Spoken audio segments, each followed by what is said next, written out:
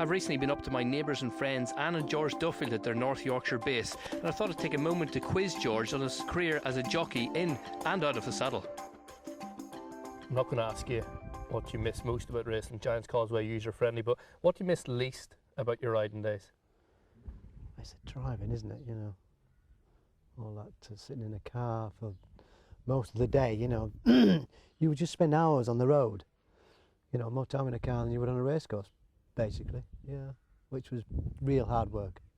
So you stopped in 2005. What an innings! 3,000 winners, nearly worldwide. Yeah, it was a fantastic career I had. You know, I was lucky enough as an apprentice. I had a good spell as an apprentice. I was runner up twice in the apprentice championship. Never quite got there to win it, but had a great time and spent most of my time in the south. Then I didn't very rarely came north to ride. A lot of these tracks were just alien to me. The Cattricks and all those sort of places, and Carlisle, so I didn't even know where they were. Because you're born up around here. I was born here, but spent most of my life in Newmarket, you know, so I was all around the Newberries and the Kemptons and the Lingfields and all those sort of places. Do you keep an eye on racing much nowadays? Yeah, I'd love to watch all the big meetings, because they're the ones, when you retire, they're the days you miss. You know, the Derbies, the Guineas, you know, the Group 1s, the big handicaps, the Cambridges, you know, the Hebron and all those sort of races. And I just love to watch all those big races, you know, to just get you buzzing again, you know. And that's when you start to really miss it and appreciate what was there when you were doing it. You know. Who was the best jockey you rode against? LP, Lester Piggott, without any shadow of a doubt. I think if you ask Willie Carson, Pat Edries, and all those sort of people, Stevie Cawthons, who they thought was the best jockey riding, it would be Lester. Yeah. He was just an absolute monster of a man. You know, he was just so hard to beat, so hard to beat, and he could do things on horses the rest of us could only dream about. Yeah. He was that special? He was that special. All right. Very rarely nowadays, you mentioned George Duffield. You can't normally talk about George Duffield without Sir Mark Prescott coming into it. Well over 30 years you rode for him. Yeah, I mean, we spent more than that together, really, because he was assistant trainer to Mr. War when I was a kid there, and so we had that period of time. Then I moved away to John Oxley's to be first jockey there, which was a bit of a disaster, and then came back to ride for Sir Mark for 31 years. You know, fantastic association, and it was a mutual respect for one another. It was a working relationship. We weren't buddies, never wanted to be buddies, either of us, and. I respected him as a trainer, he respected me as a jockey, and I rode for some fantastic people there. You know, they were just a pleasure to ride for now. What set Sir Mark out? Why is he different? He's a perfectionist, and everything has to be just. It's a military organisation down there. Everything is just precision, from the minute you walk in a box to get the horse out and put it back in the box. It's, you know. He expects something of everyone there, staff, jockeys, whatever, and so you know what he expects, so you just get on and do it, full stop.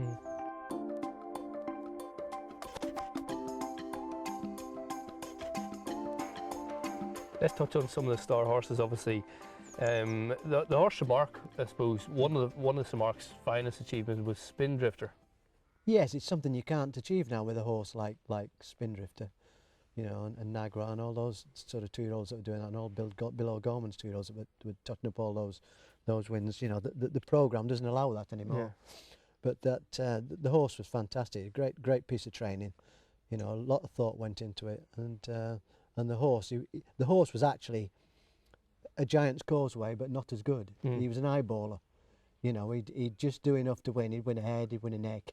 He'd never exert himself to win in 6-10 lengths. You know, so that's why he lasted such a long time. But then User-Friendly came along, and my first classic winner. She was an exceptional filly, exceptional. Did she have everything? Temperament? Yes, and I don't think she was the easiest horse in the world to train. I think Clive probably had his problems because I think she was a little bit jointy. She's quite a big filly and didn't like the ground too firm. And I don't think he had an easy job training, but made a first-class job of it, as you would expect of Clive Britton. You know, his record speaks for itself. and we had Albarada with Samark, who was another very good filly, exceptional filly, won back-to-back champion stakes. You know, she was very, very good. She was a good 2-year-old, and went on to be a good 3-year-old and a good 4-year-old. You know, she's terrific, and I actually thought she would win the Japan Cup. And when she went out there, she lamed herself in for whatever reasons, I don't know why. And for me, I'm not normally adamant about and bold about making predictions, but I just thought she could win a Japan Cup. Mm-hmm. But it wasn't to be. And I got Giant's Causeway. I got a leg up on him, you know, and I got the one shot. But you made the most of it. Yeah, but they actually paid me a massive compliment to think that they were spoiled for choice of who they could get, you know, and they picked me at 53 years old. You know, it's probably unheard of, really. And you didn't let them down. No, I didn't let them down, you know. But I just thought that was a great boost to my confidence and my morale, you know, for them to pick me at 53 years old. And what was he like to ride? I always remember Calanese came up. He's a giant. Yeah. He was a giant of a horse. He was just unbelievable. You know, they said that Aidan said they'd been riding him wrong. They'd been holding him up, and that wasn't the way to ride him. They found the best way to ride him was fire him up on the firing line there. If somebody was giving you a lead, fine. If not, do your own thing. And it worked out like the pacemaker got left as they normally do.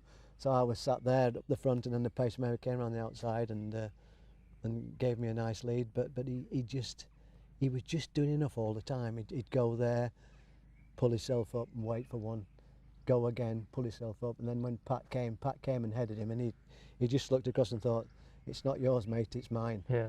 You know, and I thought I just thought it was a fantastic race. You know, two fantastic racehorses, Calanese and Giant's Causeway. What a race it was, and to beat someone like Pat Edry, yeah, you know, ahead in an Eclipse, you know, was just an even bigger feather in my cap, because he was just one of the very best that you've seen. You know, he had everything as a jockey.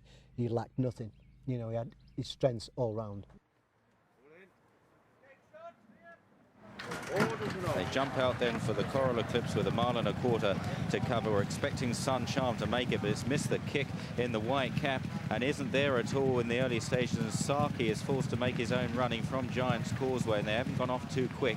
Gold Academy on the far rail, followed by Shiva. Fantastic Light out wide. Border Arrow, Calanese, and this pacemaker Sun Charm, so far a complete waste of time, though he's now making great strides on the outside, having completely missed the kick.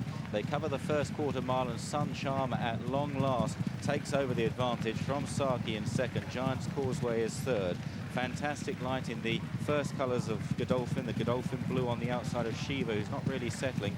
Gold Academy back on the fence, Calanese, and Border Arrow is observing from last place. They near the end of the back straight then. They'll shortly be swinging right-handed. It's Dara O'Donoghue in the pacemaking role on Sun Charm. Good position for Giant's Causeway, the all dark blue in second place. Saki on the inside in third in the striped cap, followed by Fantastic Light and Shiva. It's 5 parked on the bench.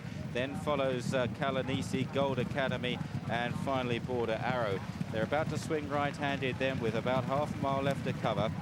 And up front is Sun Charm that leads them in. Giant's Causeway poised to pounce in second place. Saki's back on the fence. Then Fantastic Light, Shiva without much racing room. Calanese, the green jacket, is picking up Gold Academy and Border Arrow.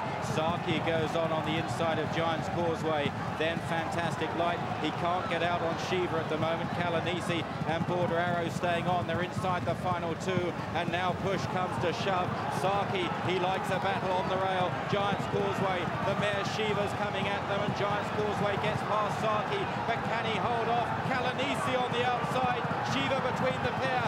It's Giant's Causeway, Calanese swooping down the outside for the Aga Khan, but Giant's Causeway fights back on the far side for George Duffield. They race head to head, Giant's Causeway, and 53-year-old George Duffield has landed the Coral Eclipse for the second time.